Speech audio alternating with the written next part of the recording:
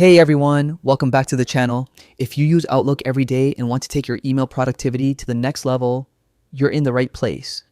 In this video, I'll show you exactly how to add an Outlook add-on in under 2 minutes. It's super easy, and by the end, you'll know how to customize Outlook to fit your workflow perfectly. Let's jump right in. First, open your favorite web browser and head over to the Outlook website. Sign in using your Microsoft 365 account. Make sure it's the same one you use for your emails.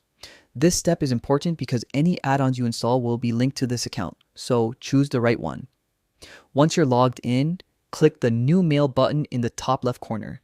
This will open up a blank email window. Now, look at the ribbon menu at the top. You'll see several tabs like Message, Insert, and Options. Click on the Insert tab. That's where the magic happens.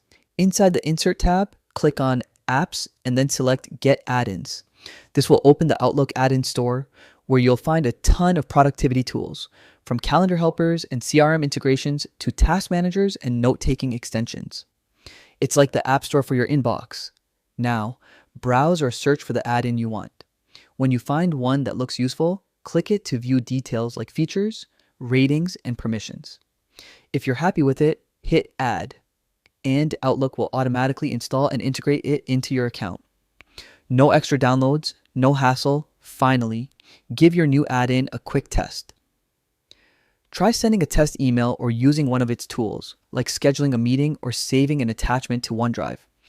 If everything works smoothly, congratulations, you've just upgraded your Outlook experience, and that's it. You now know how to add and use add-ons in Outlook like a pro. If this guide helped you, make sure to hit that like button, subscribe for more quick tech tutorials, and drop a comment if there's an Outlook feature you'd like me to cover next. Thanks for watching, and I'll see you in the next video.